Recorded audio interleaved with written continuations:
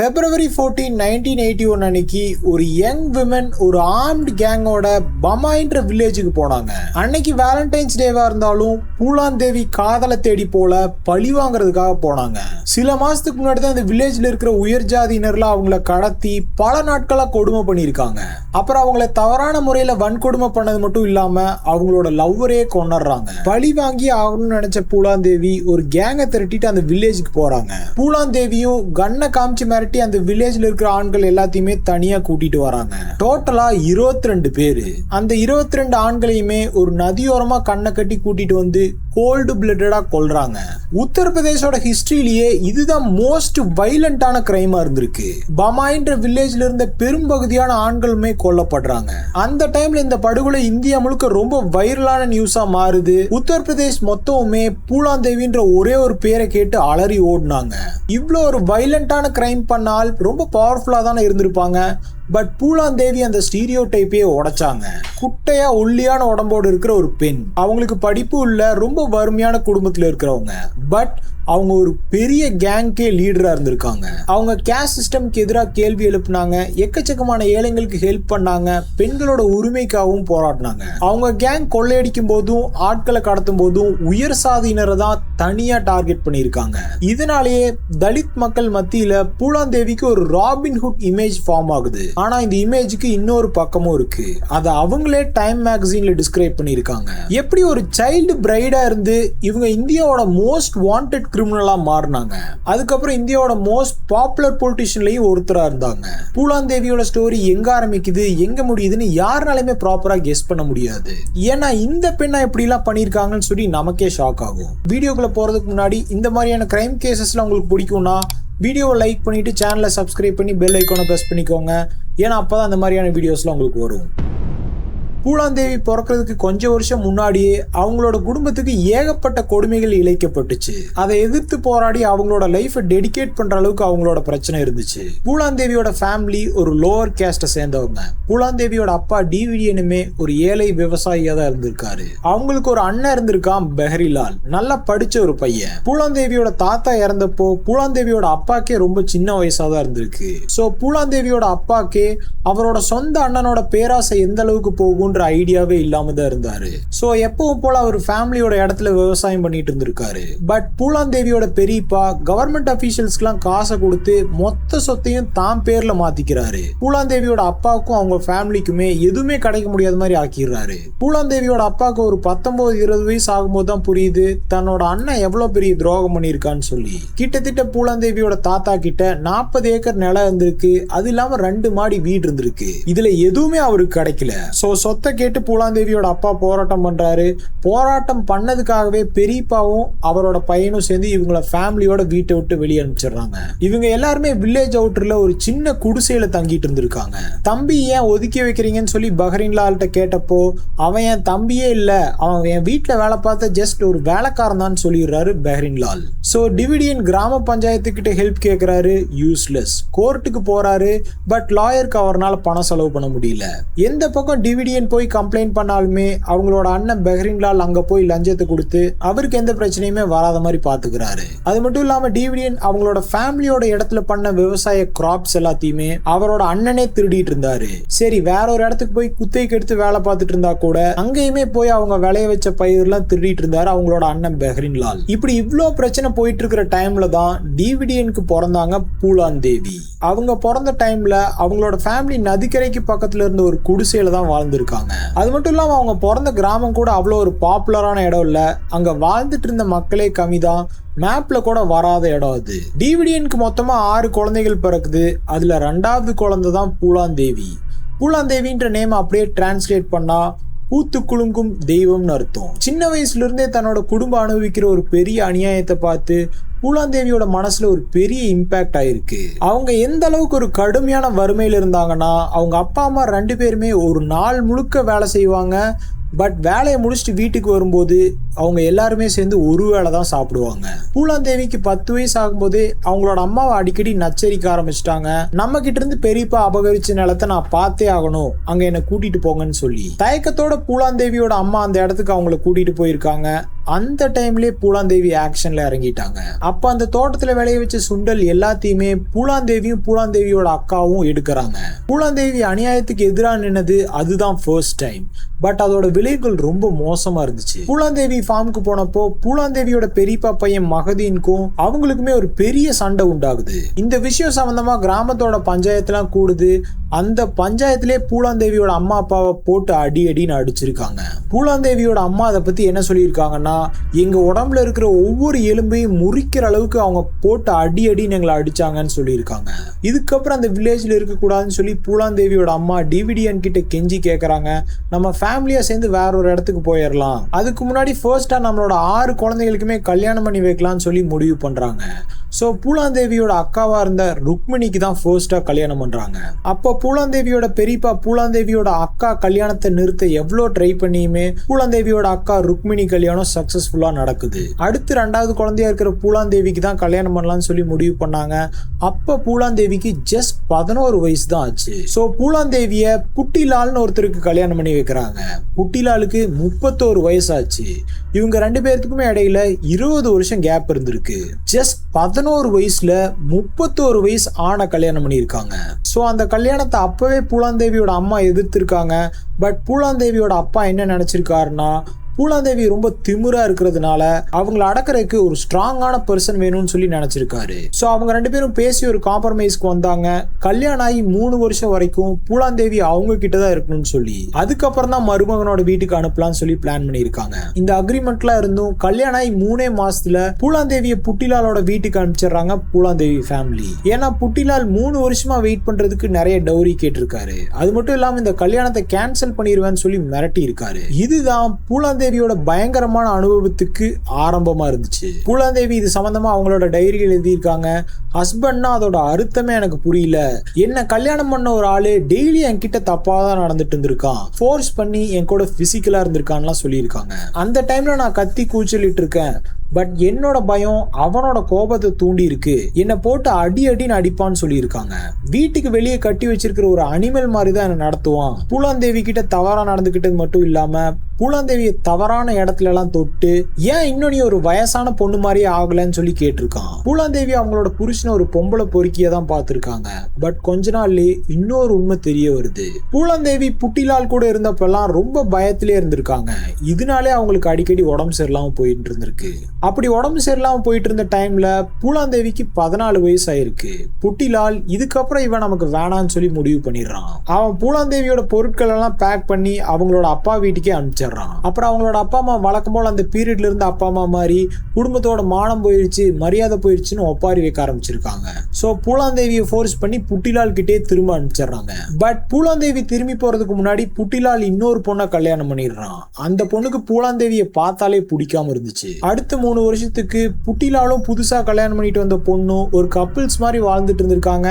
பூலாந்தேவி அந்த வீட்டுல ஒரு வேலைக்காரி மாதிரி வச்சுட்டு இருந்திருக்காங்க.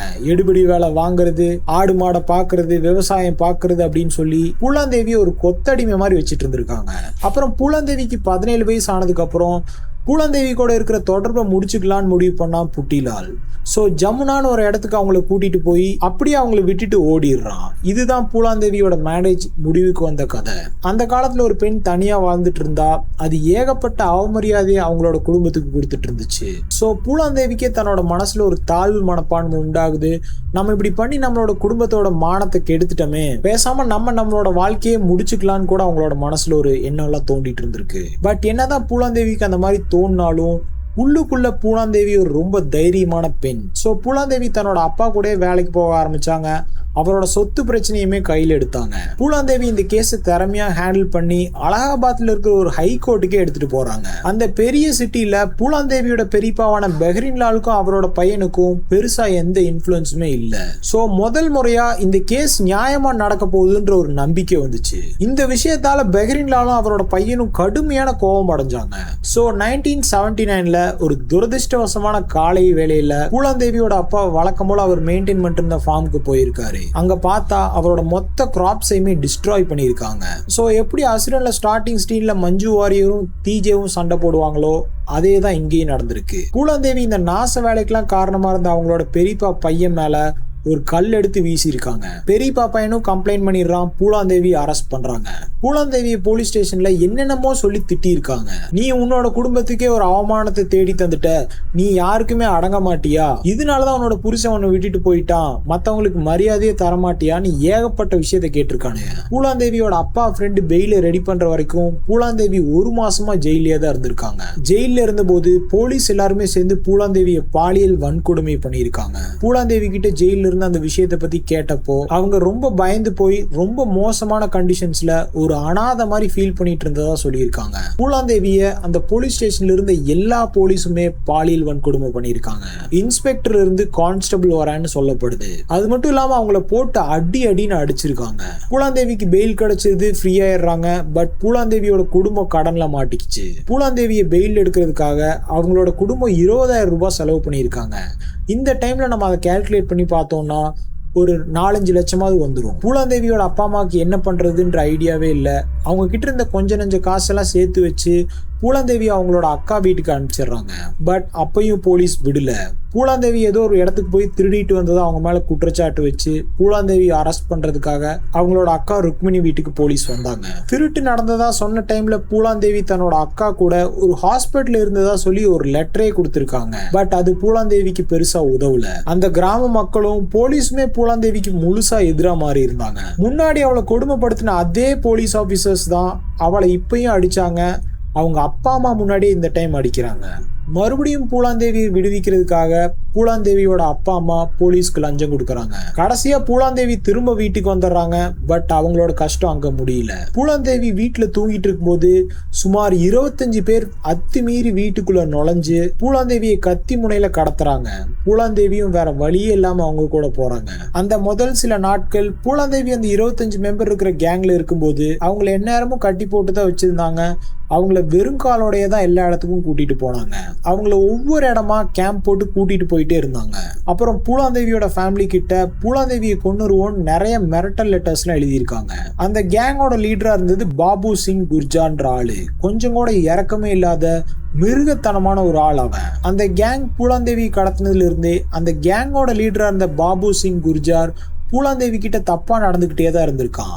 அவன் பூலாந்தேவியை அபியூஸ் பண்ணது மட்டும் இல்லாம மற்றவங்களையும் அபியூஸ் பண்ண சொல்லி இன்வைட் பண்ணியிருக்கான். ஒரு நாள் குர்ஜார் பூலாந்தேவியை அபியூஸ் பண்ணிட்டு இருக்கும்போது விக்ரம்னு அந்த கேங்ல இருக்கிற ஒருத்தரை பார்த்து அது தப்புன்னு சொல்லி குர்ஜார் கூட சண்டை போட்டிருக்காரு. அப்போ அது சண்டையா மாறி குர்ஜாரை விக்ரம் கொன்னுறாரு. ஒரு கட்டத்துல அந்த கேங்கோட லீடரா விக்ரம் மாறினா அதுக்கப்புறம் தான் அவங்க அட்டாக் பண்ற விதமே டோட்டலா மாற ஆரம்பிக்குது. போக போக பூலாந்தேவிக்கும் விக்ரம பிடிக்க ஆரம்பிக்குது.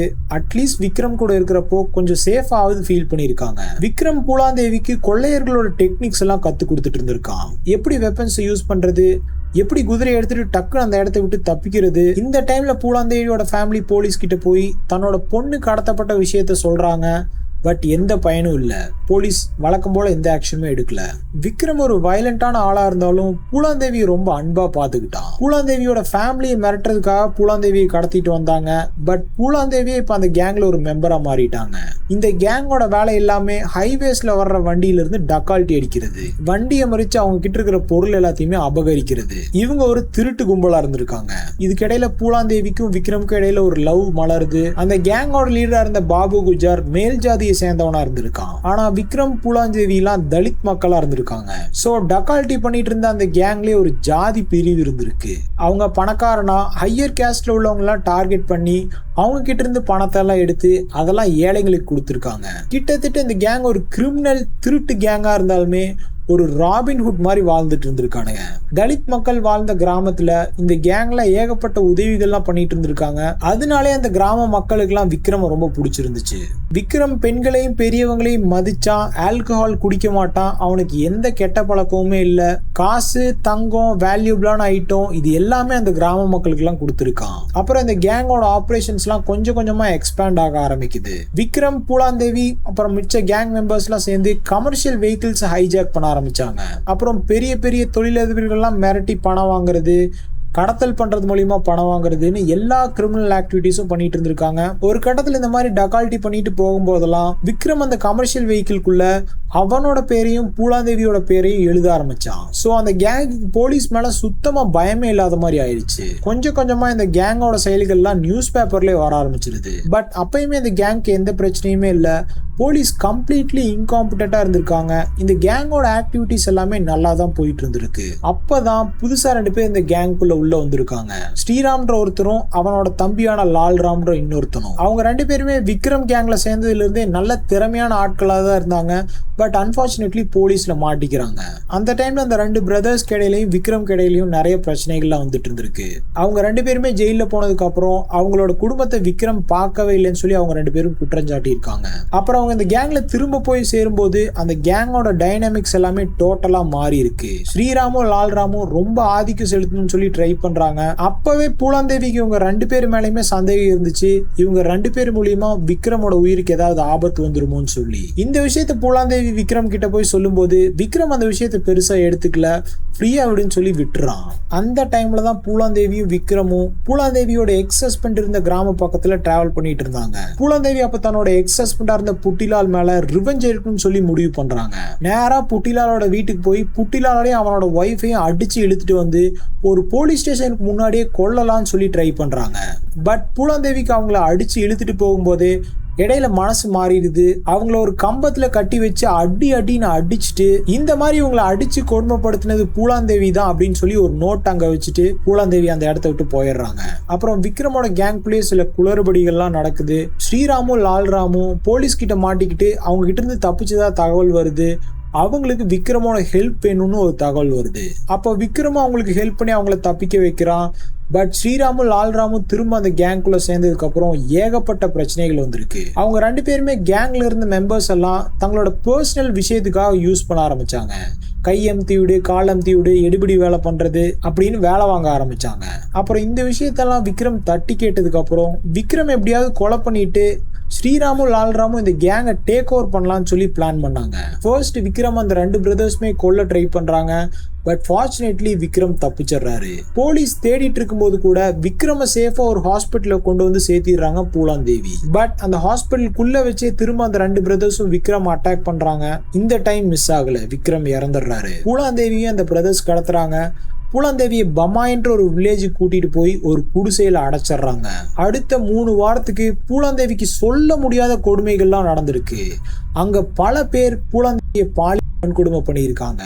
எல்லாருமே உயர் சாதியினர். பூலாந்தேவி மேல இருந்த பயங்கரமான கோபத்தினால ஸ்ரீராமும் லால்ராமும் அவளை நிர்வாணப்படுத்தி ஒரு கிணத்துல இருந்து தண்ணி எடுத்துட்டு வர சொல்லி கட்டாயப்படுத்தி இருக்காங்க. பூலாந்தேவி நிர்வாணமா நடந்து போயிட்டு இருக்கும்போது அந்த கிராம மக்கள் எல்லாத்தையுமே கூப்பிட்டு பூலாந்தேவியோட மூஞ்சி உடம்புல எல்லாம் துப்ப வச்சிருக்காங்க. அப்புறம் திரும்ப பூலாந்தேவி குடிசைக்குள்ள இழுத்துட்டு போய் வன்கொடுமை பண்ண ஆரம்பிக்கிறாங்க. அப்புறம் ஒரு சாமியாருக்கு இந்த விஷயம் தெரிய வருது. ஒரு பொண்ணை கடத்திட்டு வந்து 1 மாசமா இந்த மாதிரி டார்ச்சர் பண்ணிட்டு இருக்காங்கன்னு சொல்லி. அப்ப அந்த சாமியார் பூலாந்தேவி காப்பாத்தலாம்னு சொல்லி ட்ரை பண்றாரு. பூலாந்தேவி அந்த இடத்துல இருந்து தப்பிக்கிறாங்க. பட் சில மணி நேரத்திலேயே திரும்ப ரீகேப்சர் பண்ணப்படுறாங்க. திரும்ப பூலாந்தேவி நிர்வாணமாக்கி அந்த ஊர்ல பரேடா நடத்திட்டு போயிட்டு இருந்திருக்காங்க.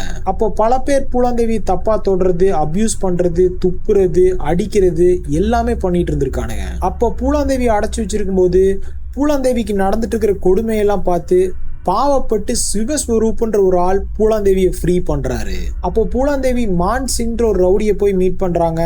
பிற்காலத்துல மான்சிங் தான் பூலாந்தேவியோட ஹஸ்பண்ட் ஆனாரு. விக்ரம்க்கு லாயலா இருந்த மற்ற கேங் மெம்பர்ஸும் பூலாந்தேவிக்கு சப்போர்ட்டா வந்தாங்க. சீக்கிரமா மான்சிங்கும் பூலாந்தேவியும் ஒரு கேங்கை ஃபார்ம் பண்றாங்க. அப்போ பூலாந்தேவியோட மனசுல இருந்தது ஒன்னே ஒண்ணு மட்டும்தான், ரிவெஞ்ச். அதுக்காக ஸ்ரீராம் லால்ராம் மேல ஒரு பெரிய அட்டாக் பண்றதுக்காக ஒரு பிளானை போடுறாங்க. அந்த பிரதர்ஸ் பமாயின்ற ஒரு கிராமத்துல நடக்க போற வெட்டிங்க்கு வர போறாங்கன்ற தகவல் இவங்களுக்கு வருது. அங்கதான் இவங்க அட்டாக் பண்ணலாம்னு சொல்லி ஒரு பிளானை போடுறாங்க. February 14, 1981 வேலண்டைன்ஸ் டே அன்னைக்கு பூலாந்தேவியோட கேங் பமாயின்ற வில்லேஜுக்குள்ள நுழையுது. உள்ள பெரிய பெரிய கன்னெல்லாம் எடுத்துட்டு பூலாந்தேவி நுழைஞ்ச உடனே அந்த கிராம மக்கள்கிட்ட எல்லாம் ஸ்ரீராமையும் லால்ராமையும் மட்டும் எங்ககிட்ட கொடுத்துருங்க, நாங்க இங்கிருந்து போயிடுறோம்னு கேட்டிருக்காங்க. பட் அந்த கிராம மக்களும் எதுவும் சொல்லல. அந்த கேங் மொத்தமுமே அந்த வில்லேஜ் ஃபுல்லா தேடியுமே ஸ்ரீராமும் லால்ராமும் கிடைக்கல.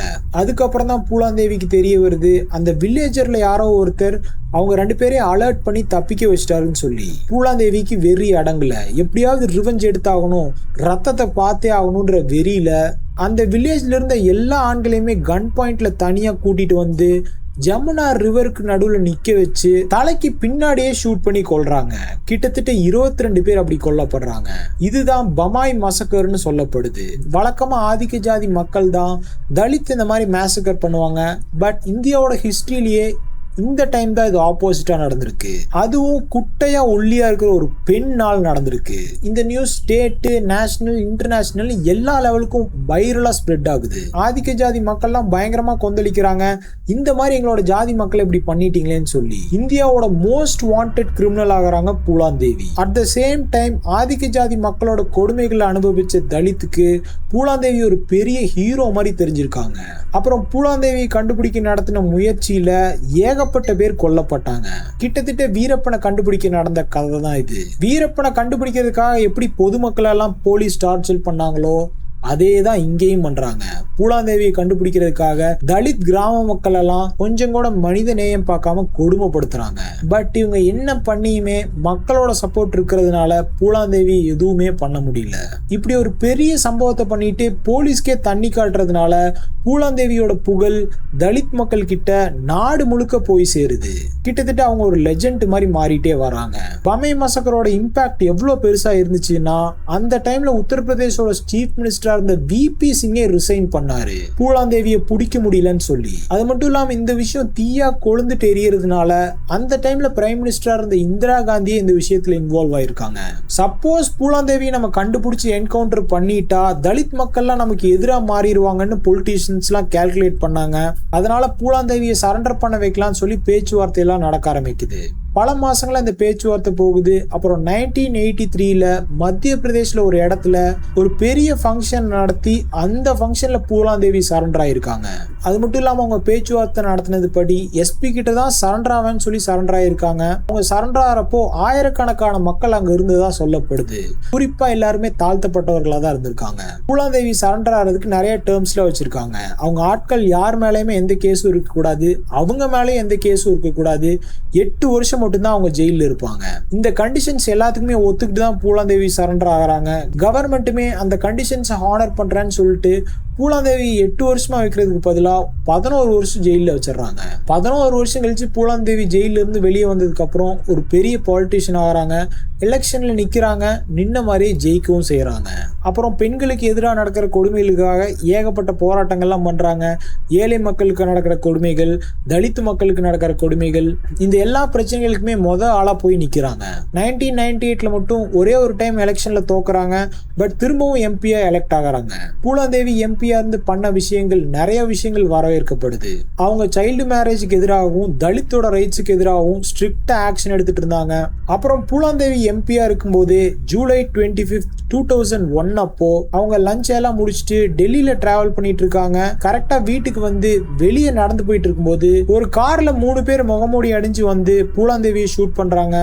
5 புல்லட் பூலாந்தேவியோட உடம்புல பாயுது. பூலாந்தேவி சம்பவ இடத்துல உயிரிழக்கிறாங்க. அப்புறம் பல மாச தேடலுக்கு அப்புறம் இந்த கொலை சம்பந்தமா மெயின் அக்யூஸ்டா இருந்த ராணான்ற ஒருத்தரை அரெஸ்ட் பண்றாங்க. அந்த ராணா கிட்ட விசாரிக்கும் போது இந்த கொலை அவன் எதுக்கு பண்ணியிருக்கான்னா பஹாயில நடந்த அந்த குறிப்பிட்ட ஜாதியை சேர்ந்த அந்த 22 பேருக்கு நடந்த படுகொலைக்காக தான் பதிலுக்கு இதை பண்ணிருக்கிறதா சொல்றான். ராணாக்கு அவனோட ஜாதி மக்களை இப்படி கொன்னுட்டாங்கன்ற ஆக்ரோஷத்துலதான் பூலாந்தேவி இந்த மாதிரி பிளான் பண்ணி கொண்டு இருக்கான். ராணாக்குமே ஆயுள் தண்டனை கிடைக்குது. இன்ன வரைக்கும் உத்தரப்பிரதேசோட தலித் மக்களுக்கு இடையில பூலாந்தேவி ஒரு லெஜெண்டா தான் இருக்காங்க. அவ்வளவுதான் இந்த ஸ்டோரிக்கு. நாளைக்கு இன்னொரு இன்ட்ரெஸ்டிங்கான ஸ்டோரியோட உங்களுக்கு பாக்குறேன். இந்த வீடியோ பிடிச்சிருந்தா லைக், ஷேர், சப்ஸ்கிரைப் பண்ணுங்க. பாய்.